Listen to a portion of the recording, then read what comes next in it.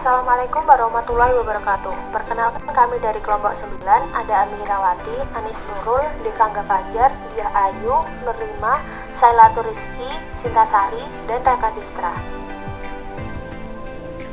Pada kesempatan kali ini, kami akan mempresentasikan hasil diskusi kami terkait Implementing Strategies and Plan Successfully. Dalam chapter ini, dijelaskan bahwa membuat perencanaan yang strategis sangat diperlukan untuk memudahkan koordinasi antar banyak aktor yang terlibat. Kemudian perencanaan strategis tersebut diantaranya harus memuat berbagai aspek, diantaranya ialah rencana mengenai program, proyek, rencana aksi, anggaran yang diperlukan, kerangka manajemen, dan pengukuran kinerja. Selain itu, keberhasilan atau kegagalan perencanaan strategis tidak terlepas dari proses implementasi atau pelaksanaan. Dalam hal ini, implementasi memegang peranan penting karena merupakan upaya untuk mewujudkan perencanaan yang telah disusun secara strategis.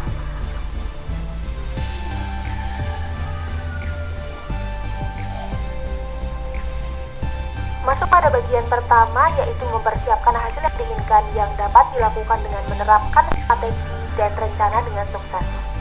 Hasil jangka panjang yang paling penting untuk dicapai oleh para pemimpin, manajer, atau perencana yaitu menambah public value dari pencapaian tujuan organisasi dan peningkatan kepuasan stakeholder.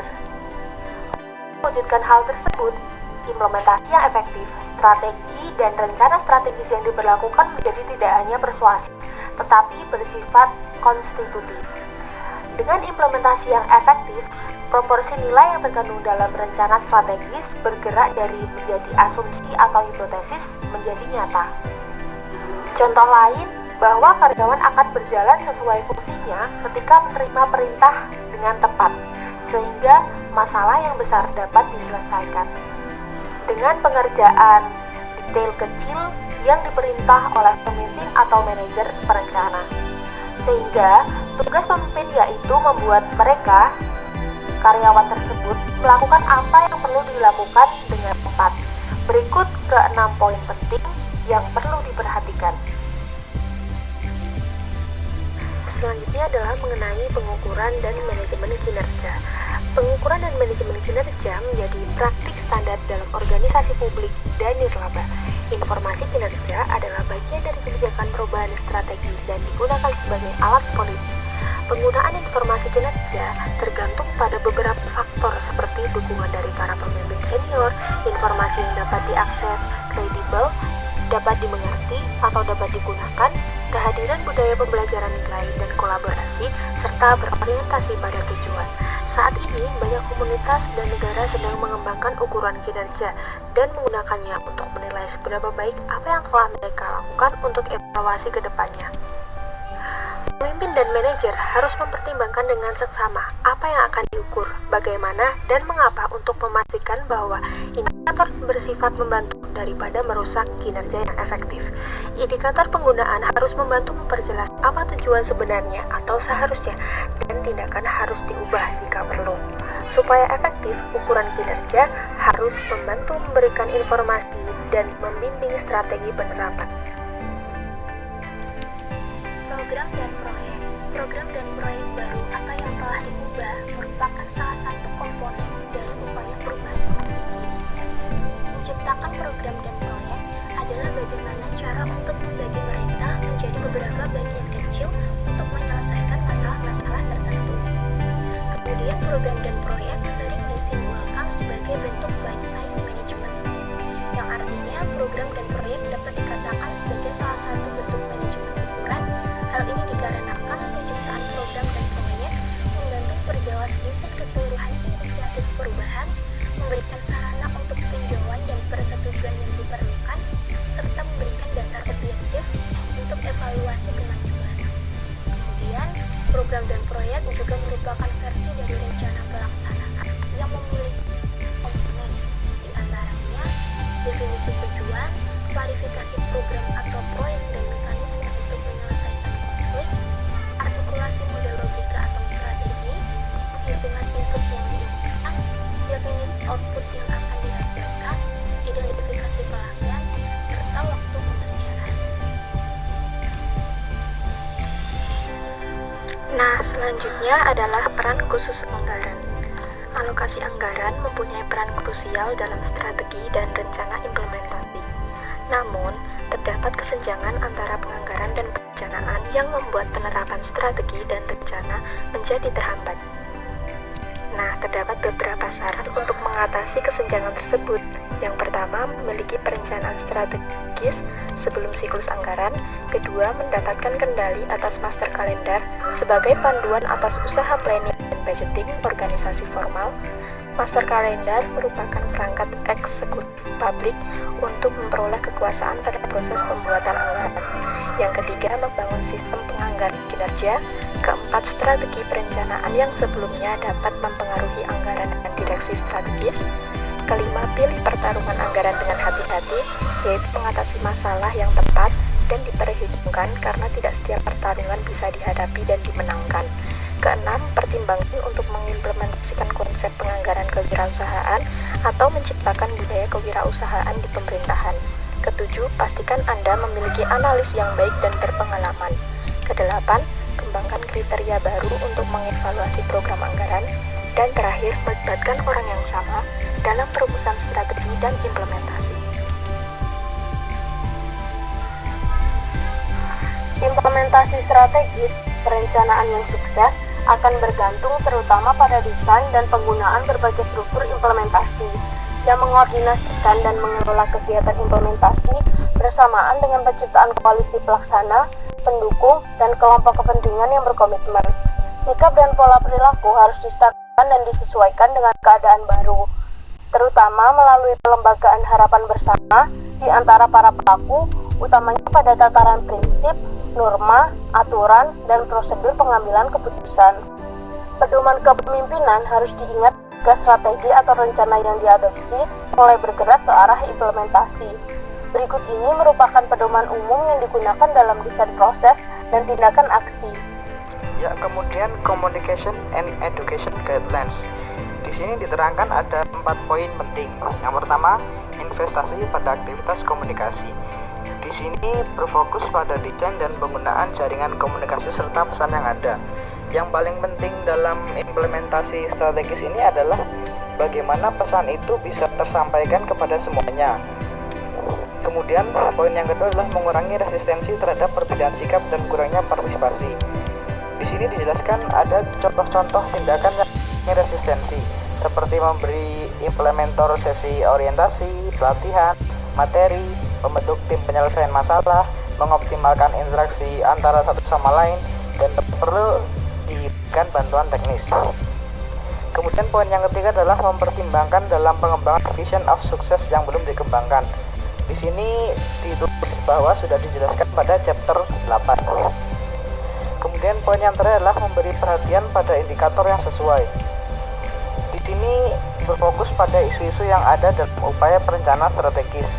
Kantor-kantor atau perusahaan seperti Parkboard, Love, dan sebagainya itu sudah punya langkah-langkah yang telah dikembangkan dalam mencapai tujuan strategis yang mereka miliki. Banyak juga organisasi profit dan non-profit yang mengembangkan balance scorecard atau kartu skor berimbang untuk membantu mereka dalam melihat seberapa jauh performa mereka.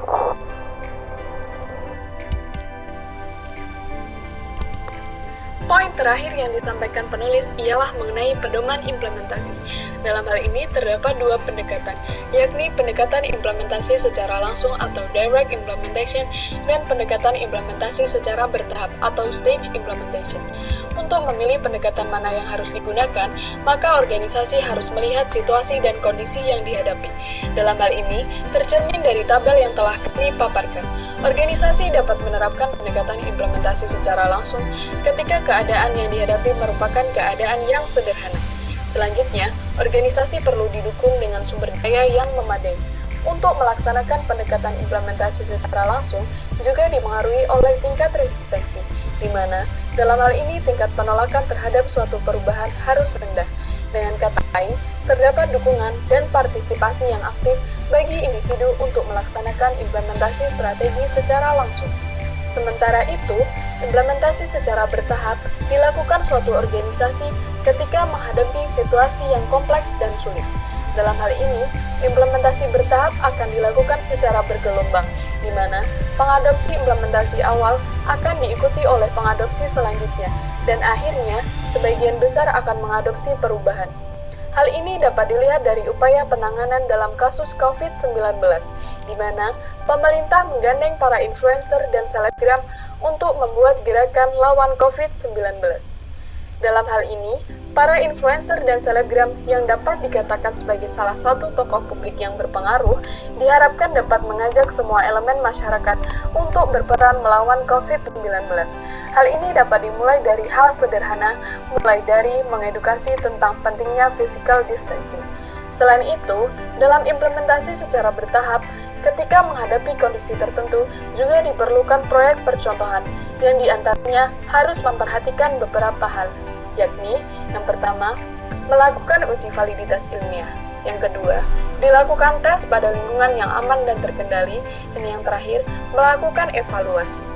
Dalam konteks perencanaan, proyek percontohan dapat dilihat dari pelaksanaan tujuan pembangunan berkelanjutan. Kemudian untuk membandingkan isi dari chapter 9 Implementing Strategies and Plan Successfully oleh Bryson, kelompok kami menemukan prinsip tambahan yang dapat dijadikan bahan atau referensi tambahan untuk membuat implementasi yang strategis.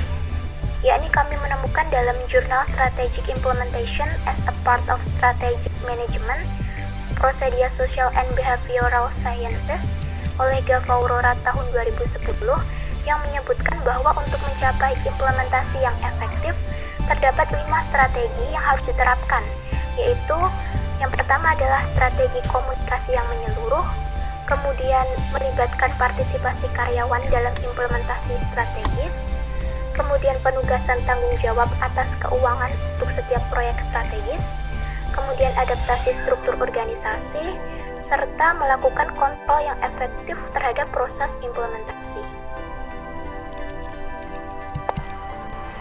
Dalam chapter ini, penulis menjelaskan balance scorecard atau kartu skor berimbang sebagai pendekatan yang tidak hanya digunakan sebagai metode pengukuran kinerja, tetapi juga digunakan organisasi sebagai pedoman komunikasi.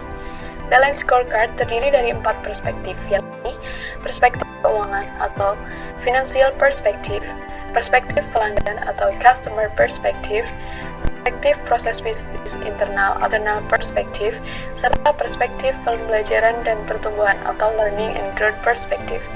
Sementara itu, terdapat artikel lain yang menjelaskan bahwa selain balance scorecard, terdapat pendekatan lain, yakni pendekatan 7S McKinsey. Skema konsep 7S ini dikenalkan pertama kali oleh McKinsey, sebuah lembaga konsultan manajemen yang menawarkan konsep 7A's untuk diterapkan sebagai alternatif strategi manajemen pada dunia bisnis.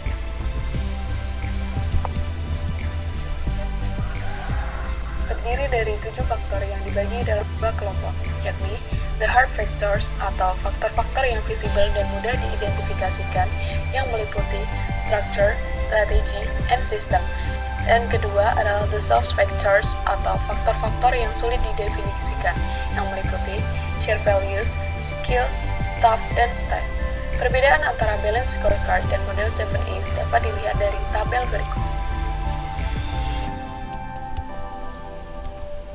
Kemudian untuk membandingkan isi dari chapter 9 Implementing Strategies and Plan Successfully oleh Bryson, kelompok kami menemukan prinsip tambahan yang dapat dijadikan bahan atau referensi tambahan untuk membuat implementasi yang strategis.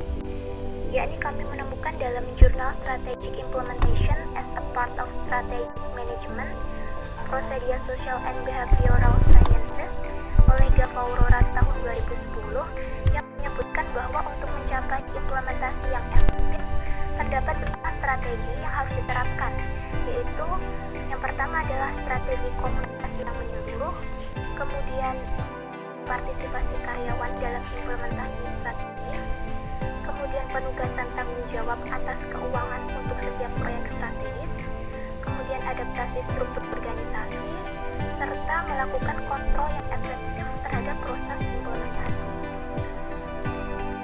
Baik, di sini saya Raka Desra akan menjelaskan poin-poin di dalam presentasi pada bagian closing statement.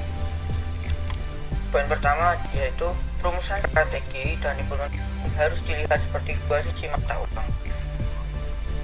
Hal tersebut mempunyai arti atau maksud bahwa perencanaan strategi yang baik akan mempengaruhi implementasi strategis, begitu juga sebaliknya. Maka diperlukan perencanaan yang baik untuk hasil implementasi yang baik. Dua, perihal dengan implementasi strategis mempunyai arti bahwa implementasi dilakukan efektif sehingga masalah-masalah teratasi dan nilai publik atau public value yang diinginkan tercapai. Poin ketiga, adopsi implementasi baik itu langsung atau bertahap tergantung kondisi yang dihadapi atau disesuaikan dengan situasi yang aktual penerapannya. Lalu poin keempat, dalam proses implementasi keberadaan perencanaan strategis memudahkan terjadinya pembelajaran adaptif ketika informasi baru tersedia. Hal ini mempunyai arti bahwa seseorang akan mempelajari hal-hal yang baru dan menyesuaikannya dengan situasi yang aktual.